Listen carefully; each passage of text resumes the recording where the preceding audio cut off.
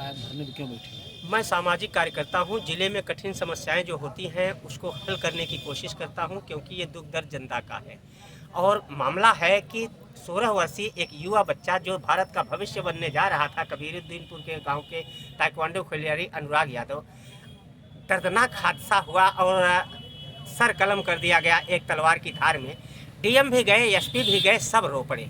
उस सर को देख करके पूरा भारत रो पड़ा। लेकिन वही डीएम एसपी जब वहाँ से यहाँ आ गए तो सब सुस्त पड़ गए। कोई भी आर्थिक सुविधा सहायता उसको नहीं दी गई। वो परिवार घुटना टेक दिया है, मृत्यु के कगार पे पहुंच रहा है। उसका बाप ज़्यादा से ज़्यादा हफ्ते 15 दिन के अंदर मर जाएगा, ये पोजीशन है। उसको आत्मा में इतनी तकलीफ हो चुकी है, पुत्र मोह में वो मर जाएगा, वियोग कर रहा है। लेकिन यही डीएम साहब 2 दिन बुलाए और 2 दिन बुलाने के बाद 1 रुपए 10 रुपए डीएम कोष से भी नहीं दिए। यही धर्म है, यही आपका नैतिक कर्तव्य है। आप किसानों के मसीहा बन करके आए हैं और जनता का दुख दर्द समझने आए हैं, और आप कह रहे हैं कि पुलिस सबको बंद कर दिएगा। तो पुलिस और डीएम 2 अलग अलग विभाग हैं। पुलिस का काम है, एसपी का काम है हत्यारों को पकड़ना, बंद करना और उनके खिलाफ लिखना। लेकिन डीएम का कार्य है राजस्व से संबंधित और जनता की खुशहाली का काम देखना। तो जनता की खुशहाली का काम आपने देखा कहाँ है? अब तो वहां से रोते बिलखते आए हैं। इतना क्रोध था कि एक थप्पड़ मारे भी है किसी लेखपाल को, 1-2 को वहीं सस्पेंड कर दिए। आज 14वें दिन हम लोगों के भारी मांग के आधार पर तब जाकर के थानाध्यक्ष का ट्रांसफर हुआ है। तो अभी कल पवन यादव जी से हमारी बात हुई। पवन यादव जी आए, बोले कि तुरंत उड़ाओ, नहीं बैठने दूंगा। अरे हमने कहा गुनाह क्या है भाई, अकेले बैठा हूँ, कोई हमारा तकलीफ नहीं है, आपको नुकसान नहीं दे रहा हूँ। बोले कि हम कार्रवाई कर रहे हैं। हमने कहा क्या कार्रवाई कर रहे हैं? तो कहे 5 लाख हम मुआवजा ये लिख रहे हैं। हमने कहा दिखाइए कहाँ लिख रहे हैं। तब हमारे सामने कागज पे दस्तखत कर रहे हैं। अभी आप क्या चाहते हैं? हम चाहते हैं कि तत्काल पीड़ित परिवार को 25 लाख रुपए आर्थिक सहायता विभिन्न मदों से निकाल करके प्रधानमंत्री राहत कोष, मुख्यमंत्री राहत कोष, डीएम कोष और किसान कोष सभी से निकाल करके 25 लाख की आर्थिक सहायता प्रदान किया जाए। आप लोग संतुष्ट हैं? इसके बाद तत्काल इसके बाद हत्यारों को रासुका पहले लगाया जाए। उनके घरों में बम प्राप्त हुआ है, जिलेटिन छड़ प्राप्त हुई है, 3 रिवाल्वर प्राप्त हुआ है, धारदार हथियार प्राप्त हुआ है। वो प्रशिक्षण प्राप्त हत्यारे हैं और तलवारबाज हैं, और उनको रासुका लगाएं, अन्यथा 6 महीने छूटने के बाद वो फिर पूरे गांव पे आक्रमण करेंगे, उनके आक्रमण करेंगे।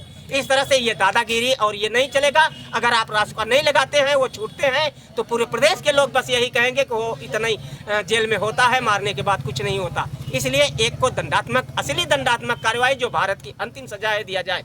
उस पीड़ित परिवार को अब कोई नहीं, एक बच्चा था समाप्त हो गया, तो आप उनकी 2 अविवाहित अभी बेटियां हैं, 5 बेटियां थी, 2 अविवाहित हैं, दोनों में एक सरकारी नौकरी आप दे दें। कोई भी सरकारी नौकरी चाहे ढाके पे दे दे प्रारंभिक तौर पे, लेकिन सरकारी कर दे। एक जीवन यापन खर्चा के लिए कर दे। ये हमारी ही नहीं, पूरे जनपद की मांग है, पूरे प्रदेश की मांग है, सभी नेताओं की मांग है। और उस परिवार को एक शस्त्र लाइसेंस दिया जाए, जिससे कि वह आजीवन सुरक्षित रहे और उसकी पीढ़ी दर पीढ़ी बेटियों के सुरक्षा के लिए काम आए, और गांव में डर भय व्याप्त रहे। और जो विवादित जमीन है उस पर जितने भी लोग वहां जा रहे हैं, सबकी एक स्वर से मांग है कि विवादित जमीन सरकार अपनी ले ले और उस पर बुलडोजर, 2 मकान बने हैं, जो एक नवीन परती में, एक जीएस बंजर में, उसको बुलडोजर चलवाया जाए। ये पंकज विधायक भी अभी कल गए थे, मार बयान दिए कि हम लोग खुद चाहते हैं कि उस पर बुलडोजर चलवाया जाए। तो इस तरह से हम लोग जो है चाहते हैं कि पीड़ित परिवार की जितनी भी हो सके उतनी सरकार मदद करे। और न्यायालय से अपील है कि ऐसे अपराधियों को, जो दिल दहला देने वाली घटना है, भारत को अचानक अंग्रेजों के पास ले जाने की योजना बना रहे हैं, अकबर की योजना बना रहे हैं, ऐसे लोगों को सजाए मौत, तत्काल फांसी दिया जाना चाहिए। और हमारी मांगे पूरी नहीं हुई, क्या करें? मांगे नहीं पूरी हुई तो हम अन्ना हजारे वाले हैं, हम जग सिंह अन्ना हैं, हम हटने वाले मैदान से नहीं हैं। हम यहाँ पर लगातार 6 दिन, 7 दिन, 8 दिन लगातार और यहाँ हम धरना प्रदर्शन करते रहेंगे। और हमारी मांग जब तक नहीं मानी जाती तब तक हम नहीं हटेंगे। 5 लाख रुपए एसडीएम सदर लिख रहे हैं कि हम 5 लाख रुपए देंगे, और वो उत्तर प्रदेश शासन को भेजा है। तो 5 लाख रुपए बताइए पीड़ित परिवार को देने से क्या मिलेगा? पीड़ित परिवार को लिख रहे हैं कि हमने कहें कि हम उनको लिख दिए हैं वो आवास, शौचालय, हैंड पाइप, सौर लाइट, ये हम पीड़ित परिवार को देंगे। अब आप बताएं कि इकलौता बेटा था, मर गया, तो आवास तो उसके पास है, शौचालय है, सौर लाइट है, हैंड पाइप है, तो वो लेके करेगा क्या? तो शासन इस तरह आश्वासन दे रहा है कि मैं कार्रवाई कर रहा हूँ। कार्रवाई में ये सब कार्रवाई नहीं चाहिए। ऐ शासन, अपना आवास, शौचालय, लैट्रिन सब ले जाओ, जो जरूरी है वो दो, जो समाज के लोग कह रहे हैं, जो नेता लोग कह रहे हैं वो करिए। मैं जिलाधिकारी के पास ज्ञापन लेके गया, बैठने ही नहीं दे रहे थे। तो हम नेता लोग उनके लिए बुरा है। तो अगर हम नेता संसद विधानसभा से हट जाएंगे तो क्या ये चला लेंगे?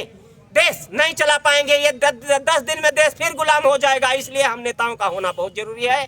माननीय मीडिया बंधु, माननीय देश के उत्तर प्रदेश सरकार, जिलाधिकारी जौनपुर, मंत्री गिरीश यादव, ये मामला एक छात्र का है, ये मामला एक खिलाड़ी का है, ये मामला एक होनहार भारत के भविष्य का है।